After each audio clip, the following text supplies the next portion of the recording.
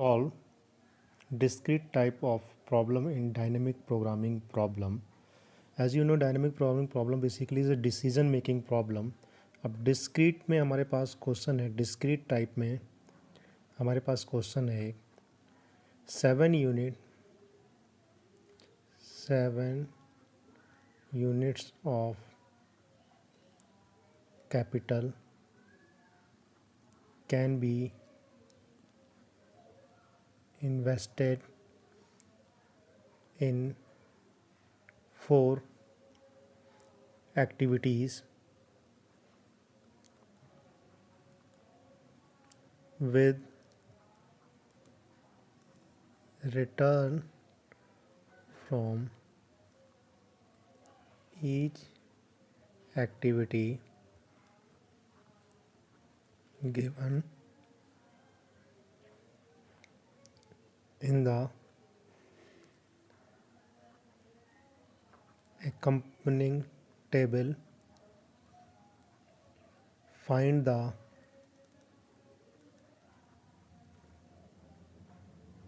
allocation of capital to each activity that will maximize the total return. और table हमारे पास क्या दी हुई है, ये ऑलरेडी क्वेश्चन में आपका गिवन है।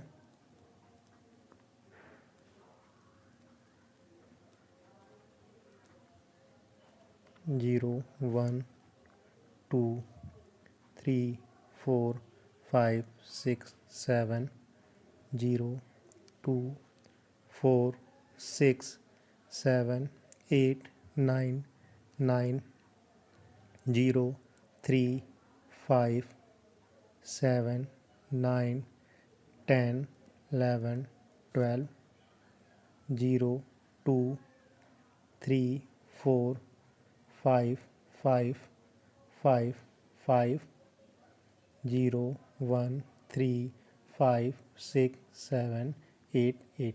ये टोटली 7 है सारी एक्टिविटीज़। 0 1 2 3 4 5 6 7 8, एक जीरो ले रखा है हमने, तो ये सब टेबल बराबर हैं। अब हमें इसका क्वेश्चन में क्या पूछ रहा है, हमारे पास 7 यूनिट ऑफ कैपिटल है, हमें इनमें इन्वेस्ट करना है। इन चारों में हमें 7 यूनिट ऐसा इन्वेस्ट करना है, G1 G2 G3 G4 में, जिससे हमें मैक्सिमम प्रॉफिट हो। कौन सा डिसीज़न कैसे लेना है कि हम कहीं भी इसको अपनी यूनिट लगाएं कि हमें मैक्सिमम प्रॉफिट हो, तो वो डिसीज़न कैसे लेंगे, वो डिसीज़न हम DPP के द्वारा इसमें पढ़ेंगे। हमारे पास यूनिट कितनी है 7, यानी अब इसका सिर्फ सॉल्यूशन निकालेंगे हम, तो हमारे पास यूनिट कितनी है 7, x1 + x2 + x3 + x4, ये हमारे पास 7 है, क्योंकि 7 यूनिट ही हम इसमें डाल सकते हैं क्योंकि हमारे पास 7 यूनिट ऑलरेडी है। ये x1 x2 x3 x4, ये xj क्या है हमारा, xj हमारा है डिसीजन वेरिएबल, कि कौन से स्टेज पे हमें कौन सा डिसीजन लेना है जिससे वहाँ पे हमें फ़ायदा हो, मैक्सिमम फ़ायदा हो। तो इसका रिकरेंस फार्मूला क्या होता है, रिकरेंस रिलेशन इसमें क्या बनता है, FJS maximum PJ profit XJ + F star J + 1 S - XJ maximum XJ जो हमारा डिसीजन वेरिएबल रहता है वो स्टेट के अंदर रहता है, यानी 7 के अंदर ही रहेगा। यानी कोई सा भी हम लेंगे 7 के ऊपर नहीं लेंगे, हमारा डिसीजन जो रहेगा 7 के नीचे ही रहेगा। और उस डिसीजन पे हम मैक्सिमम प्रॉफिट कैसे पा सकते हैं, तो मेनली ये तो अभी इसका थ्योरी का रूप था, इसको और भी आप लोग इनरिच कर सकते हैं। जैसे जैसे आप पढ़ेंगे बेल्समैन का प्रिंसिपल और इसकी थ्योरी, तो वहाँ से इसे आप और थोड़ा सा बढ़ा चढ़ा के लिख सकते हैं। लेकिन मैं सीधे आपको सवाल पे आता हूँ, क्वेश्चन कैसे करते हैं। इसमें हम क्या करते हैं, रिकरेंस फार्मूला, जैसे डायनेमिक प्रोग्रामिंग प्रॉब्लम में आपको पता है रिकरेंस फार्मूला जो होता है वो फॉरवर्ड भी होता है, बैकवर्ड भी होता है। फॉरवर्ड का मतलब हो गया F1 से लेके आप Fn तक जाते हैं, या बैकवर्ड क्या हो गया आपका Fn - 1 से लेके या Fn से लेके आप उल्टा F1 तक भी आते हैं। तो इसमें हम उल्टा ही लेके चलेंगे। डिस्क्रीट वाले में हमने पहले ये वाली रो उठा ली। किस तरह उठाते हैं, जैसे हमने एक टेबल बना ली। अब इसका मेन जो सॉल्यूशन कैसे निकलता है, टेबल से ही निकलेगा इसका। जैसे स्टेट f'4, ये डिसीजन वेरिएबल हो गया। लास्ट हमारा स्टेट कितनी थी हमारे पास, 7, 0 1 2 3 4 5 6 7। और लास्ट हमारे पास क्या थी, 0 1 3 5 6 7 8 8। डिसीजन कैसे निकालते हैं हम देखते हैं। जीरो किसके नीचे आ रहा है, जीरो के आगे कौन सी स्टेट में आ रहा है, जीरो स्टेट में। 1 किस में आ रहा है, 1 स्टेट में, तो यहाँ 1 लिख दिया। 3 किस में आ रहा है, 2 स्टेट में, तो यहाँ 2 लिख दिया। 5 किस में आ रहा है, 3 स्टेट में, तो यहाँ 3 लिख दिया। 6 किस में आ रहा है, 4 में, तो 4 लिख दिया। 7 किस में आ रहा है, 5 स्टेट में, यहाँ 5 लिख दिया। 8 किस में आ रहा है, 6 में, और 8 किस में आ रहा है, 6 7 दोनों में, तो यहाँ पे 6 7 दोनों लिखेंगे क्योंकि 6 7 दोनों में 8 था। तो ये हमारा हो गया x4 डिसीजन वेरिएबल लास्ट वाले के लिए, लास्ट वाली जो टेबल दी हुई थी उसके लिए। और उस लास्ट वाली टेबल में ही अगर हम इन्वेस्ट करते हैं तो मैक्सिमम प्रॉफिट हमें कितना हो रहा है, 8। और डिसीजन वेरिएबल क्या हो गया, 6 या 7 पे जाएंगे तब हमें 8 मिलेगा। यानी 6 और 7 पे अगर हम कोई पैसे लगाएंगे अपने, तब हमें मैक्सिमम प्रॉफिट 8 हो सकता है। अब नेक्स्ट टेबल में जाएंगे, सेकंड स्टेज पे। ये तो लास्ट स्टेज थी, यानी इसे पहली स्टेज कह सकते हैं, उल्टा चल रहे हैं हम, तो ये फर्स्ट स्टेज थी। अब सेकंड स्टेज पे जाएंगे तो सेकंड स्टेज पे हमारा क्या था, रिकरेंस फार्मूला कि पहला वाला जुड़ेगा प्लस दूसरे वाले से। तो दूसरे वाली जब लिस्ट बनाएंगे तो उसमें हमारा f'4 हमारा जुड़ जाएगा। यानी ये जुड़ रहा है हमारा, ये चीज़ आप देखिए, ये चीज़ जुड़ रही है हमारी रिकरेंस फार्मूले से। यानी ये वाली जो रो है पूरी, ये नेक्स्ट टेबल में आपकी ऐड हो जाएगी सेकंड स्टेज में। सेकंड में हम ये वाली टेबल उठाएंगे, और ये वाली टेबल किस तरह उठाएंगे, एक एक रो छोड़ के। उसको मैं दिखाता हूँ आपको कैसे उठाना है। सेकंड स्टेज के लिए आपको S0 1 2 3 4 5 6 7 F3S स्टार, और डिसीजन वेरिएबल हो जाएगा यहाँ पे X3 स्टार। 0 1 2 3 4 5 6 7। अब देखिए सेकंड आपका जो टेबल में दिया हुआ था, फर्स्ट तो आपका ये था G1 जैसे आप किया। अब सेकंड टेबल क्या थी हमारी, ये वाली, इसको उठाएंगे। इसको किस तरह लिखना है, आपने 7 स्टेट में तोड़ दिया। यहाँ पे इधर से भी 7 स्टेट में तोड़ दिया। जब हम सेकंड स्टेज में गए तो हमने सेकंड स्टेट में तोड़ दिया 7 स्टेट में सबको, इधर से भी। अब जैसे इसका पहला मेंबर क्या है, 0, तो पूरे पहली रो में हम पहले 0 0 लिख देंगे सब में, 0 0 0 0 0 0 0 0। सेकंड मेंबर क्या था इसका टेबल का, 2। अब यहाँ पे क्या करते हैं हम, एक रो छोड़ के यहाँ से लिखेंगे 2। पूरी टेबल में लिखेंगे 2 2 2 2 2 2।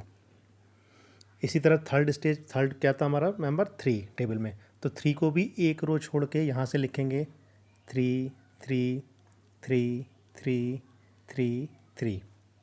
इसी तरह नेक्स्ट क्या था हमारा, 4 को भी छोड़ के लिखेंगे यहाँ पे 4 4 4 4 4। नेक्स्ट क्या था हमारा, 5 5 5 5।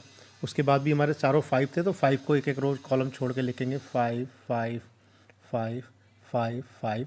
और 7 स्टेज पे हमारा बचा केवल एक 5। अब अकॉर्डिंग टू रिकरेंस फार्मूला जो हमने पढ़ा था, हमने क्या पढ़ा था, बेल्समैन के प्रिंसिपल अकॉर्डिंग कि हमारी कोई भी एक्टिविटी हो प्रेजेंट में लेकिन इंटर रिलेटेड होती है पुरानी से, तो ये चीज़ हमारी जुड़ेगी नए वाली एक्टिविटी में, ये चीज़ जुड़ेगी। यानी कौन सी चीज़ है ये हमारी, f'4 हमारा जुड़ेगा इस सारी एक्टिविटी में। सेकंड वाले कॉलम में कैसे जोड़ेंगे इसको, पूरा f'4 को हम जोड़ते चले जाएंगे यहाँ से, 0 1 3 5 6 7 8 8। इसी तरह जो f'4 था वो हम सब में जोड़ेंगे। यानी जो लास्ट वाले कॉलम में f'4 आया था, सिंपल समझने की जरूरत, f'4 आया था, इसको नेक्स्ट वाले में हम जोड़ेंगे, हर उसमें जोड़ेंगे। 2 + 0 +1 +3 +5 +6 +7 +8 3 0 +1 +3 +5 +6 +7 4 +0 +1 +3 +5 +6 0 +1 +3 +5 0 +1 +3 0 +1 +0। देखिए इस तरह हमने इसको जोड़ दिया F-4 को। नेक्स्ट वाली एक्टिविटी पहली वाली एक्टिविटी से जुड़ी रहेगी, इंटरलेटेड रहेगी। अब जोड़ने के बाद हम इसमें चेक करेंगे कि इसकी वैल्यू क्या हुई। तो यहाँ पे अगर आप डिफरेंट पेन लेंगे या कलर्स के पेन्स यूज़ करेंगे तो आपको ईजिली समझाने में आसानी होगी। इसको चाहे तो आप पेंसिल से जोड़ सकते हैं, ब्लैक पेन से जोड़ सकते हैं। तो मैंने एक साथ जोड़ दिया एक्चुअली मैं समझाने के लिए आपको। तो ये जोड़ के हमारा क्या हो गया 0, ये क्या हो गया 1, ये 3, ये 5, ये 6। इसको जोड़ के आपको लिखना है इसी टेबल में। तो मैं जोड़ नहीं रहा हूँ, मैं अंडरस्टूड ऐसे ही दिखाई दे रहा है। तो F-3 क्या होगा, जो इसमें इस रो में सबसे बड़ी एक्टिविटी क्या है 0। एक ही था हमारे पास, तो यहाँ 0 लिख दिया। सेकंड वाले में ये 1 था, ये कितना था 2, बड़ा कौन सा है 2, तो यहाँ लिख दिया 2। थर्ड वाले में ये क्या है 3 3 3, यानी सारे 3 3 हैं, तो बड़ा क्या है 3। थर्ड वाले में 5 5 4 4, बड़ा क्या है 5, तो यहाँ पे हमने 5 लिख दिया। यहाँ पे बड़ा 6 7 6 5 5, तो सबसे बड़ा क्या है इसमें 7। ये 2 और 5 क्या हो गया हमारा 7, बाकी सब छोटे छोटे, सबसे बड़ा क्या है 7। इसमें 7 8 8 7 6 5, तो इसमें सबसे बड़ा क्या हो गया 8। 6 वाले में क्या हुआ 8 9 9 9 8 6 5, तो यहाँ क्या हो गया 9। लास्ट वाले में 8 10 10 10 10 8 6 5, तो यहाँ सबसे बड़ा क्या हो गया 10। अब हम देखते हैं किस स्टेट के नीचे हमें मैक्सिमम मिल रहा है। 0 किसके नीचे मिल रहा है हमें, 0 वाली स्टेट के नीचे। 2 किसके नीचे मिल रहा है हमें 1 के नीचे। 3 किस में मिल रहा है हमें 3 तीनों में मिल रहा था 0 1 2, तो यहाँ लिख देंगे 0 1 2। ये डिसीजन है कि 3 तक पहुँचने का रास्ता क्या था 0 1 2। 5 किस में मिल रहा था हमें इसमें और इसमें, यानी 0 और 1 में। इसी तरह 7 किस में मिल रहा था हमें 1 में। 8 किस में मिल रहा था 1 और 2 में। 9 किस में मिल रहा था हमें 1 2 3 में। और 10 किस में मिल रहा है 1 2 3 4 में। अब यानी हमारा मैक्सिमम प्रॉफिट कितना हो गया सेकंड यूनिट में, सेकंड टेबल में 10। पहले हमारा कितना था 8, अब हमारा प्रॉफिट धीरे धीरे बढ़ता जा रहा है। पहले हमारा मैक्सिमम प्रॉफिट कितना था 8, और डिसीजन वेरिएबल क्या था हमारा 6 7। अब हमारे पास मैक्सिमम प्रॉफिट क्या आ गया 10, और डिसीजन वेरिएबल क्या हो गया 1 2 3 4।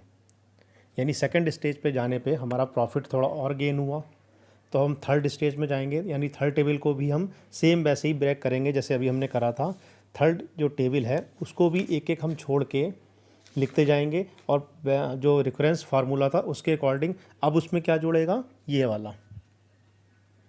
पहले वाले में हमने क्या जोड़ा था F-4 जोड़ा था, सब में लाइन से जोड़ा था। अब हमारे पास F3 आ गया। अब हम सेकंड स्टेज में जाएंगे। सेकंड स्टेज में जाने के लिए हम फिर वही टेबल 7 टेबल बनाएंगे 7 स्टेट की, और 7 स्टेट की टेबल बनाने के बाद अब हम किसको ब्रेक करेंगे इस सेकंड वाले को।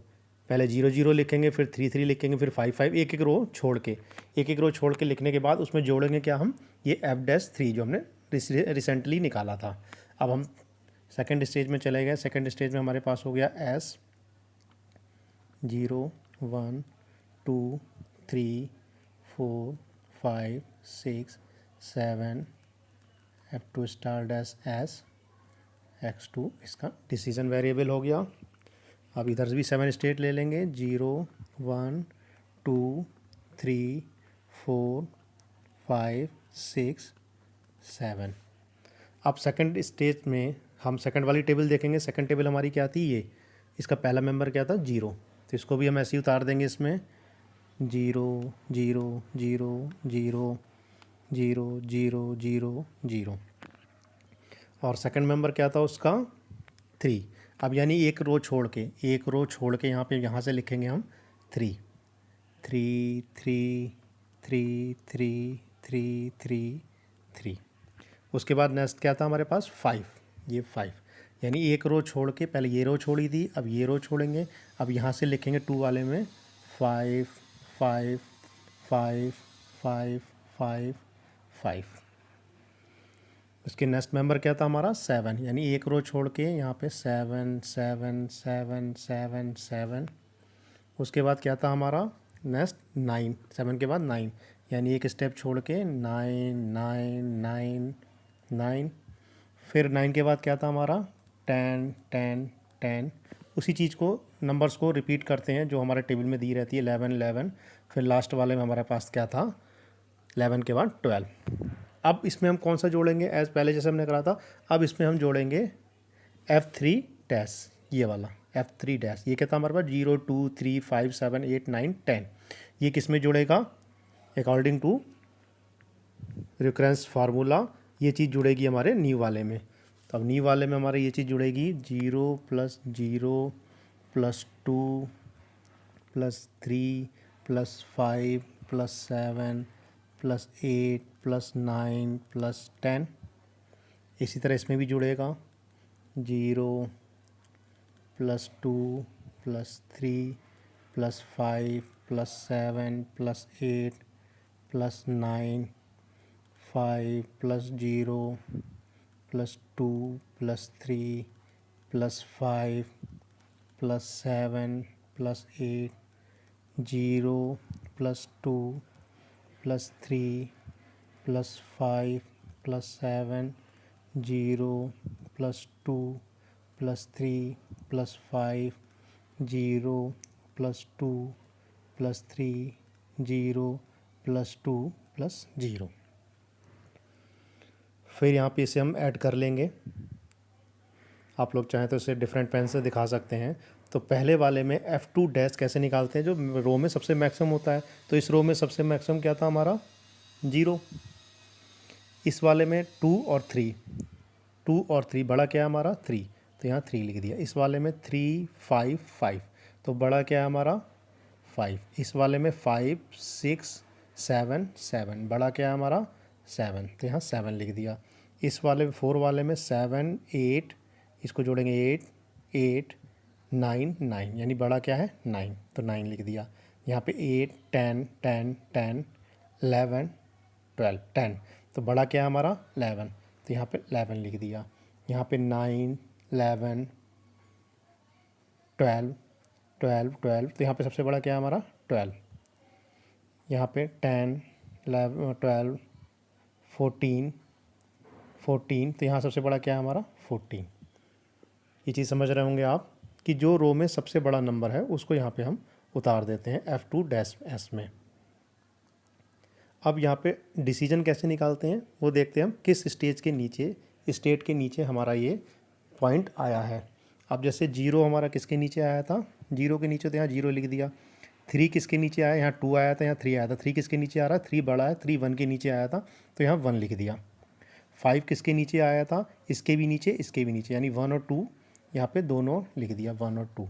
इसी तरह सारे लिखते गए हम, 2 3 3 4 4। 12 किस पे आ रहा है, 2 3 4 5 सब पे आ रहा है। और 14 किस पे आ रहा है, 3 और 4 पे। देखिए हमारा मैक्सिमम प्रॉफिट फिर बढ़ गया। मैक्सिमम प्रॉफिट अब इस टेबल में हमारा कितना हो गया 14 हो गया। और डिसीजन वेरिएबल क्या हो गया 3 और 4। यानी अब धीरे धीरे हम आगे की ओर बढ़ते जा रहे हैं और हमारा मैक्सिमम प्रॉफिट भी हमारा बढ़ता जा रहा है। अब नेक्स्ट स्टेज में हम क्या करेंगे, पहले हमने लास्ट स्टेज उठाई थी चौथी, फिर तीसरी पे गए थे, फिर ये सेकंड स्टेज थी हमारी। सेकंड के बाद सीधे अब हम क्या जाएंगे फर्स्ट स्टेज पे। फर्स्ट स्टेज पे हमारे पास केवल लास्ट टेबल यही बची है। तो इस टेबल में जाने के बाद हम इसको भी वैसे ही ब्रेक करेंगे। इसको भी पहला मेंबर 0 2 एक एक रो छोड़ के लिखते जाएंगे। अब जोड़ेंगे क्या, अब जोड़ेंगे इसमें हम F2S according to the recurrence formula. अब नेक्स्ट वाले में हम F2S ये जोड़ेंगे अपना लास्ट वाला, क्योंकि हम बैकवर्ड लेके चले थे।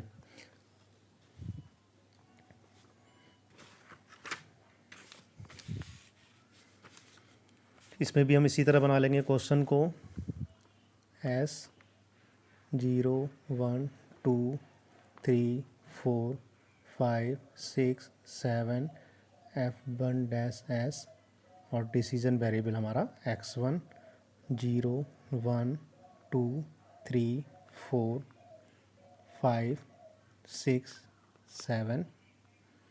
अब फर्स्ट रो में हमारा क्या मेंबर था, पहला मेंबर था 0, फिर दूसरा क्या था 2 4 6 7 8 9 9, यानी पहले हम 0 लिखेंगे यहाँ पे, 0 के नीचे 0 0 0 0 0 0 0 0।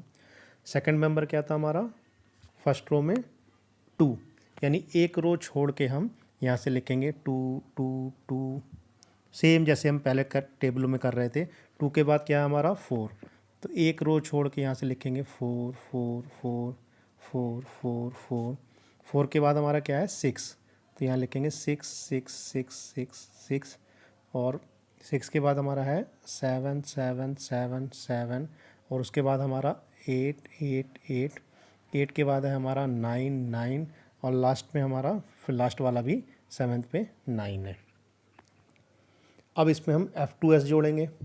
F2S हमारे पास क्या था 0 3 5 7 9 5 11 12 14, तो यहाँ पे F2S जब जोड़ेंगे तो ये क्या हो जाएगा 0 3 5 7 9 11 12 14, सब में जोड़ते जाएंगे इसी तरह 0 3 5 7 9 11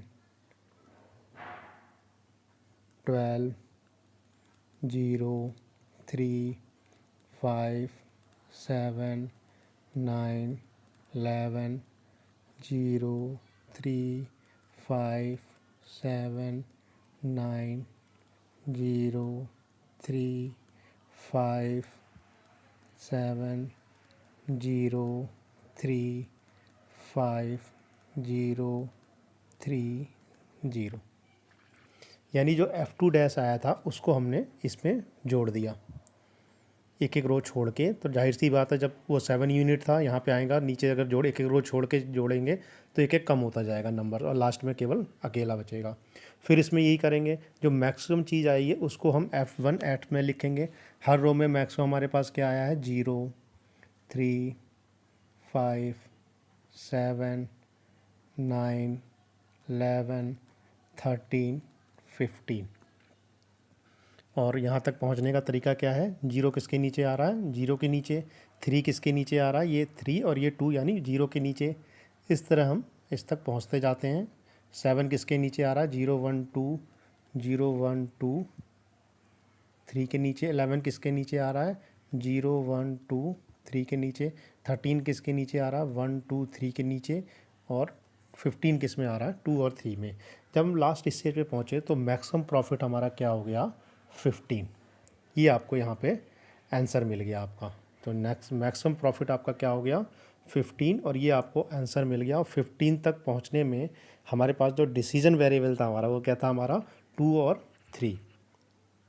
तो अगर अभी इसके आगे भी मैं सॉल्व करके बताऊंगा कि मैक्सिमम प्रॉफिट कैसे हुआ, कहाँ कहाँ हमने लगाया। आंसर तो इसका आ गया, यानी आपका जो मैक्सिमम क्वेश्चन पूछा गया था उसका आंसर आपको यहाँ तक मिल गया। आपने यहाँ तक भी कर दिया तो आपका आंसर बिल्कुल सही हो गया, आपको फुल मार्क्स मिल जाएंगे। लेकिन हम लोग थोड़ा सा और आगे बताते हैं कि ये 15 तक पहुंचने के रास्ते कैसे कैसे हैं। यानी ये जो हमारे पास क्वेश्चन था इसमें हम 15 मैक्सिमम प्रॉफिट तो हमें पता चल गया कि 15 आ रहा है, हमारे पास 15 प्रॉफिट हो रहा है इन 7 यूनिट को इन दी गई टेबल में लगाने पे। लेकिन किस टेबल में कितना लगाना है कि हम 15 तक पहुंच पाएँ, उसके लिए जो रास्ता निकल के आ रहा है वो इस डिसीजन वेरिएबल से आ रहा है, और ये सारे डिसीजन वेरिएबल हमारे इंटर रिलेटेड हैं। तो जैसे मैं अब बात करता हूँ कि हमारा जो मैक्सिमम प्रॉफिट आ रहा है, ये समझ रहे होंगे आपका आंसर यहाँ पे आ गया 15। अब आप आँख बंद करके यहाँ पे लिख सकते हैं आंसर 15, और ये आपका आंसर सही हो गया यहाँ पे।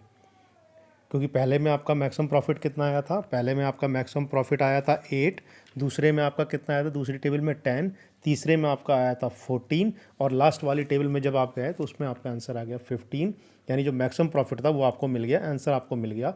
अब ये थोड़ा सा इनरिच करके मैं बता रहा हूँ ये डिसीजन वेरिएबल कैसे निकालते हैं कि 15 तक कैसे कैसे पहुंचा जा सकता है।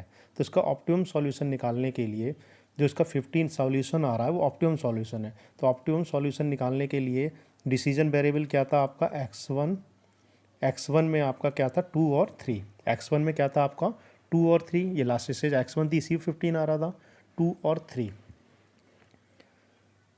अब हमारे पास स्टेट कितनी थी 7 स्टेट थी, क्योंकि 7 स्टेट थी, हर क्वेश्चन में हमने 7 में बांट रखा था, क्योंकि 7 यूनिट ही हम यूज़ कर सकते थे, 7 यूनिट ही यूज़ कर सकते थे। तो स्टेट क्या थी हमारी लास्ट स्टेट 7। तो अब स्टेट को हम इसमें सब्सट्रैक्ट करते हैं, जैसे हमने s में से 7 - 2 और s = 7 - 3। अब यहाँ पे हमारा जो क्या आया s = 5 और s = 4। s = 5 और s = 4। जब स्टेट हमारी घट गई तो ये हमने किससे निकाला था 15 में जो पहली स्टेट थी 2 और 3। अब स्टेट हमारी क्या हो गई 5 और 4। अब हम क्या करते हैं 5 और 4 पे सेकंड वाली टेबल में देखते हैं, यानी इससे जस्ट पहले वाली टेबल में स्टेट क्या थी हमारी 7 और आंसर हमारा क्या आ रहा था 15 2 और 3 पे। तो हमने क्या करा 7 स्टेट में से 2 और 3 दोनों को घटा दिया। अब हमारे पास 5 और 4 आ गए। 5 और 4 पे डिसीजन क्या था हमारा, डिसीजन यानी x2 स्टार क्या था 5 पे क्या था और x2 स्टार हमारा 4 पे क्या था, वो देखने के लिए हम सेकंड टेबल में जाएंगे। सेकंड टेबल हमारे पास क्या थी, इससे जस्ट पहले वाली सेकंड टेबल हमारे पास ये थी। अब सेकंड टेबल में स्टेट कितना निकल के आया था हमारा 5 और 4। इस सेकंड टेबल में 5 और 4 निकल के आया था। 5 पे कितना था हमारा 4, यानी x2 डैश कितना था हमारा 4, x2 डैश हमारा कितना था 4 और 4 पे कितना है हमारा 3 और 4, यानी स्टेट जो हमने घटा दी थी 7 में से घटाने के बाद हमारे पास दो वेरिएबल आए थे 4 और 5। 4 और 5 पे हमने डिसीजन वेरिएबल देखा x2 और x4। तो x2 पे हमारा x5 पे 4 था, इस पे 3 और 4 2 था। यानी इसको किस तरह लिखते हैं हम, x2 पे हम लिखते हैं 4 और इससे हमारा x2 कितना आया था 3 और 4। इस चीज़ को मैं दोबारा रिपीट कर देता हूँ। करा क्या हमने, जैसे हमारे पास 15 जो आया था तो x1 डिसीजन हमने क्या लिया था 2 और 3। 15 जो हमारा आंसर आया था किस डिसीजन पे आया था 2 और 3 पे। अब हम क्या करते हैं, स्टेट हमारे पास 7 थी, तो x1 पे जब डिसीजन ये था x2 पे क्या डिसीजन होगा, किस डिसीजन पे हम आगे बढ़े थे, उसके लिए हमने क्या करा, जो मेन स्टेट थी वो सब्सट्रैक्ट कर दी, यानी 7 में से ये 2 घटा दिया, 7 में से 3 घटा दिया। तो अब स्टेट हमारे पास कितनी आ गई s = 5 और s = 4। s = 5 और s = 4 पे हम इससे पहली वाली टेबल में जाके देखेंगे कि x2 वहाँ पे क्या था। तो s = 5 पे तो केवल 4 था, लेकिन s = 4 पे वहाँ पे दो डिसीजन वेरिएबल थे 3 और 4। मैं एक बार और ले चलता हूँ आपको s = 5 और s = 4 पे सेकंड टेबल में देखिए s = 5 और s = 4 पे x2 क्या था। s = 4 पे क्या था, दो वेरिएबल थे डिसीजन x2 3 और 4 और x = 5 पे क्या था 4। वो चीज़ मैंने यहाँ पे लिख दी। अब आपके पास x2 क्या हो गया 4 और 3 और 4। अब स्टेट कितनी रह गई थी हमारी, पहले 7 से 5 और 4 पे आ रही थी, अब स्टेट हमारी कितनी रह जाएगी, यानी s = 5 - 4 निकाल देंगे 1, और यहाँ पे ये दोनों सब्सट्रैक्ट होंगे, s = 4 - 3 या s = 4 - 4। तो यहाँ पे 1 और यहाँ पे 0। अब हम x1 के लिए क्या करेंगे, हम जैसे x1 x2 x3 के लिए क्या करेंगे, उससे पहली वाली टेबल में जाएंगे और वहाँ पे देखेंगे स्टेट 1 में क्या था, स्टेट 0 पे क्या था। वहाँ से हमारा डिसीजन वेरिएबल निकल के आएगा x3 डैश निकालने के लिए जैसे हमने पहले वाले में घटा के सब्सट्रैक्ट 7 में से 5 पे स्टेट पे आ गए थे, 5 और 4 पे देखा था। अब स्टेट हमारे पास कितनी रह गई थी, यहाँ से 5 यहाँ से 4, इनमें से ये वेरिएबल घटाने के बाद इस स्टेट में पहुँच गए थे हम 1 और 0 0 पे। यहाँ पे दो पार्ट में चेंज हो गया क्योंकि यहाँ 2 आ गया था, इसलिए दो पार्टों में चेंज हो गया क्वेश्चन। अब यहाँ से हमने थर्ड वाली टेबल में जाके देखेंगे, थर्ड वाली टेबल में हम देखेंगे s = 1 पे और s = 0 पे क्या था। थर्ड टेबल हमारी यही थी x3 डैश वाली, इसमें x = 0 पे देखना था और x = 1 पे। 0 पे क्या था 0 और 1 पे हमारा क्या था, s = 1 पे स्टेट 1 पे हमारा x3 डैश कितना था 1, 0 और 1। इस चीज़ को यहाँ लिख देंगे हम, यानी x3 हमारा 1 पे कितना था 1 और x3 हमारा 1 पे कितना था 1, x3 हमारा 0 पे कितना था 0। यानी इससे पहले वाली जो टेबल थी x3 वाले में, उस पर हमने देख लिया। अब यहाँ पे हमारे पास स्टेट कितनी रह गई, 1 1 0 0। अब फिर हम दोबारा स्टेट निकालेंगे, तो लास्ट टेबल में पहुँचने के लिए 1 -1 0, ये हो जाएगा 1 -1 0, ये हो जाएगा s 0 -0 0। यानी अब क्या करेंगे, फर्स्ट वाली टेबल में हम देखेंगे s बराबर 0 पे क्या है, s बराबर 0 पे क्या है। तो s बराबर 0 पे हमारा लास्ट वाली टेबल में s बराबर 0 पे क्या है, स्टेट 0 पे हमारा क्या है, सब 0 0 है, डिसीजन वेरिएबल x4। अब यानी हम x4 डैश में पहुंच गए 0, x4 डैश में पहुंच गए 0, x4 डैश में पहुंच गए 0। यानी इस 15 तक पहुंचने का रास्ता हमारा ये रास्ता था, ये हमारा 15 तक पहुंचने का रास्ता था। इसको अगर मैं सही से लिख दूं तो जैसे हम इसको इस तरह लिख सकते हैं, G1Q, G2Q, G3Q, G4Q, 2 2 4 1 0। देखिए पहला डिसीजन क्या था 2, दूसरा क्या था 4, तीसरा क्या था 1, चौथा क्या था 0। 2 4 1 0, यूनिट 7 ही होनी चाहिए हमारी, 6 + 1 7। यानी वो इसके टेबल के अकॉर्डिंग क्या कर रहा है, पहले जो रो में था, पहला जो आपकी टेबल दी थी उसमें 2 कैपिटल मिलाओ, दूसरे वाले में 4, तीसरे वाले में 1, चौथे वाले में कुछ ही मत मिलाओ, तब भी आप मैक्सिमम प्रॉफिट 15 तक पहुंच जाओगे। एक तो रास्ता ये था। दूसरा रास्ता हमने क्या निकाला 15 तक पहुंचने का, 3। ये देखिए 3, यानी x1 हमारा क्या था यहाँ पे, x1 डैश क्या था 3, x2 3 1 0, 3 3 3 3 1 और 0, 3 3 6 + 1 7 0। ये भी इस रास्ते से भी आप 15 तक पहुंच सकते हैं। अब हम कह सकते हैं पहले में 3 कैपिटल मिलाओ, दूसरे में 3, चौथे में 1, तो भी आप 15 तक पहुंच सकते हैं। अब यहाँ पे हमारे पास 2 रास्ते हो गए थे, क्योंकि 3 के बाद जब हमने यहाँ ब्रेक करा था तो S4 पे यहाँ पे 2 डिसीजन मिल रहे थे हमें, x2 डैश पे 2 मिल रहे थे, तो यहाँ पे हमें 2 रास्ते हो गए थे। यानी पहला आपका 3 ही रहा, दूसरा क्या हो गया x2 क्या हो गया आपका 4, तीसरा क्या हो गया 0 और चौथा क्या हो गया 0। तो ये भी 7 यूनिट हो गई, 4 3 7। यानी पहले में आप 3 यूनिट मिला दो, दूसरे में 4 यूनिट मिला दो, तब भी आप मैक्सिमम प्रॉफिट 15 तक पहुंच पाओगे। आंसर 15 ही रहेगा। ये पहुंचने का तरीका हो गया। ये आपकी टेबल, आपको ऑप्टिमम सॉल्यूशन की टेबल हो गई। इसको मैं एक बार और रिवाइज कर दे रहा हूँ आपको। आपने देखा मैक्सिमम प्रॉफिट किस पे आ रहा है, मैक्सिमम प्रॉफिट, ये तो इत्तेफाक है कि मैक्सिमम प्रॉफिट लास्ट यूनिट में आ रहा है हमारे पास 15। हो सकता है यहाँ कम आता तो इससे पहले जो अधिक नंबर आ रहा था 14 वो आंसर होता। अब यहाँ पे जब 15 आंसर आ गया, 15 पे हमारा x1 डैश यानी डिसीजन क्या था 2 और 3। 15 पे हमारा डिसीजन क्या था 2 और 3, और स्टेट कितनी थी 7। अगर हम सेकंड स्टेज में जाने की बात करें तो स्टेट हमारी घट जाएगी, 7 में से 2 जाएगा, 7 में से 3 जाएगा, तो स्टेट अब हमारे पास क्या हो गई s बराबर 5 और s बराबर 4। अब s बराबर 5 और 4 पे जब हम सेकंड टेबल में गए, यानी अभी हमने x1 निकाला था, अब हम x2 निकालेंगे। x2 कैसे निकालेंगे, जब s बराबर 5 और s बराबर 4 पे देखेंगे।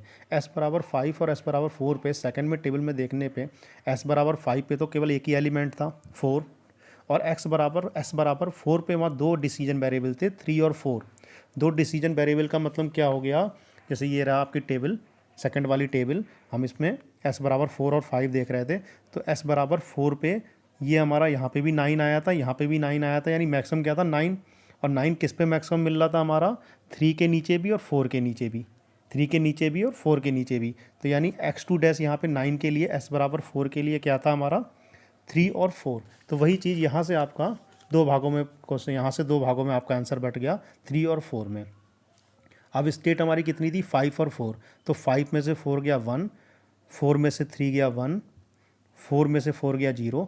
अब नेक्स्ट टेबल में हमारे पास x2 आ गया। x3 वाली टेबल में हम स्टेट s बराबर 1 पे देखेंगे, s बराबर 1 पे देखेंगे और s बराबर 0 पे देखेंगे। तो s बराबर 1 पे देखने पे स्टेट हमारी क्या थी 1 डिसीजन वेरिएबल, इसमें भी 1 था, और 0 पे 0। फिर स्टेट घटाएंगे हमने, 1 में से 1 गया 0, 1 में से 1 गया 0, फिर हमने फर्स्ट वाली टेबल में देखा तो हमारे पास ये आ गया। उसके बाद ये हमने इसको इसी तरह उतार दिया, पहला डिसीजन 2 4 1 4, पहला क्या है 2 4 1 0, यानी 7 यूनिट हो गई। इससे हम 15 तक पहुंच सकते हैं। सेकंड क्या था हमारे पास 3 3 1 0, फिर यहीं से हमारे पास क्या था 3 4 3 0। तो ये एक दिखाने का तरीका था कि हम ऑप्टिमम सॉल्यूशन 15 तक कैसे पहुँचे। आई होप आप लोगों को समझ में आया होगा।